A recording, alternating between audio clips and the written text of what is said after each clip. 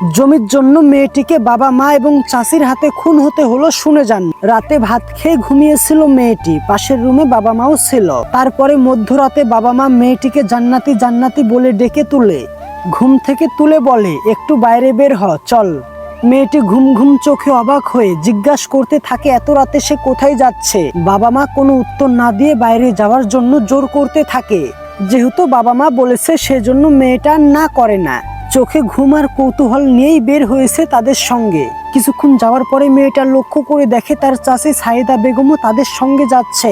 মেয়েটা মনে করেছিল হয়তো সবাই একসঙ্গে কোনো দরকারি কাজে যাচ্ছে, কিন্তু কিছু দূর যাওয়ার পরেই মেয়েটি লক্ষ্য করে দেখে তার বাবা মা বসত বাড়ির রাস্তা ছেড়ে কৃষি জমির দিকে যাচ্ছে। মেয়েটা অবাক হয়ে জানতে চেয়েছিল তারা এখানে কেন এসেছে, কিন্তু বাবা মা আর চাচি তাকে চুপ করে থাকতে বলে। মেয়েটার চোখে মুখে তখনও ঘুম ঘুম ভাব ছিল। কিছুক্ষণ পরেই তারা একটা ছোট্ট ভুট্টা ক্ষেতের পাশে আসে। এখানে এসেও কৌতূহলী হয়ে বাবা মা চাচিকে জিজ্ঞাসা করতে চেয়েছিল তারা এত রাতে কেন এখানে এসেছে, কিন্তু তার আগেই পেছন থেকে জান্নাতের মুখ এবং হাতটা ঝাপটে ধরে যাতে চিৎকার করতে না পারে। তার মাথায় এবং শরীরে রড দিয়ে জোরে জোরে আঘাত করে।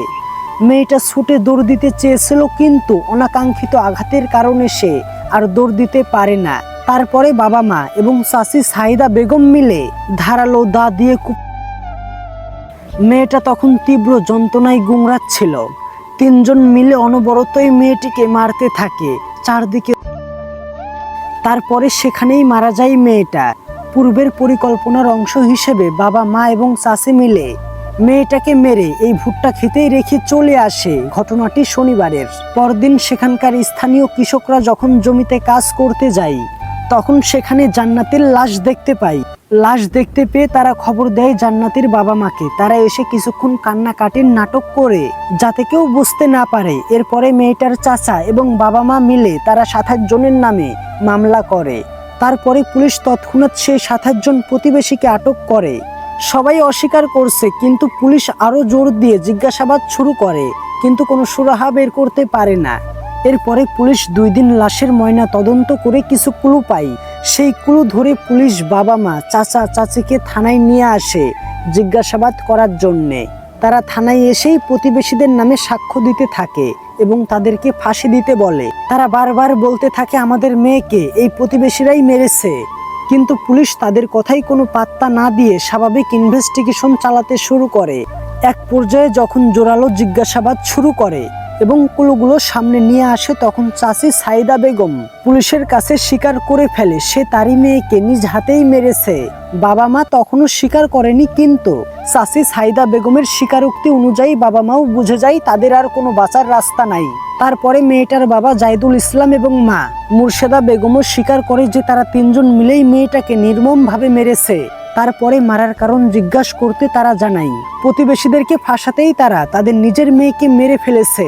প্রতিবেশীদের সঙ্গে তাদের একটা 32 বিঘা জমির ঝামেলা চলছিল বহুদিন আগে থেকেই।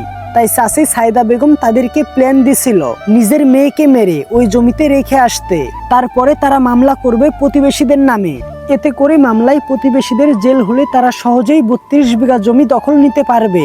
এজন্যই তারা 27 জন প্রতিবেশীর নামে মামলা করেছিল, যাতে ওই পরিবারের সকলেই জেলে থাকে। তাছাড়াও মেয়েটিকে কিভাবে মারা হয়েছিল সেই ঘটনার স্বীকারোক্তি বাবা মার কাছ থেকেও পুলিশ নিয়েছে। জান্নাতি মেয়েটার বয়স বেশি না, মাত্র 15 বছর বয়স। সে ক্লাস 9-এ পড়তো। গ্রামের সবাই এই বিষয়টিতে অবাক হয় এবং মেয়েটির জন্য সবাই শোকত হয়ে কান্নাকাটি করে এবং বলেছিল মেয়েটার আচার ব্যবহার খুবই ভালো ছিল। মেয়েটার স্কুল শিক্ষক ও সহপাঠীরাও জানিয়েছে মেয়েটা পড়ালেখায় অনেক ভালো ছিল। বেঁচে থাকলে সামনের বছরেই এসএসসি পরীক্ষা দিত, হয়তো ভালো একটা রেজাল্টও করত। আমাদের চারপাশে কত শত দাম্পত্যের সন্তান হয় না, সেজন্য কত দৌড়াদৌড়ি করে এ হসপিটাল ওই হসপিটাল। একটা সন্তানের জন্য কতই না হাহাকার করে, কিন্তু তারা কত সহজেই না মেয়েটিকে মেরে ফেলল। অথচ কিছু জমির জন্য নিজ বাবা মা ও চাচির হাতেই খুন হতে হলো মেয়েটিকে। লোভ মানুষকে কোথায় নিয়ে যেতে পারে এবং এদেরকে কোথায় নিয়ে গেছে। আমরা সকলেই জান্নাতি মেয়েটির জন্য দোয়া করি আল্লাহ তাআলা যেন তাকে জান্নাতের টুকরা বানিয়ে দেয়। আল্লাহ তাআলা যেন তাকে জান্নাতের এক টুকরাই রেখে দেয়। আমরা সকলেই তার জন্য দোয়া করি। আমরা সকলেই বলি আমিন।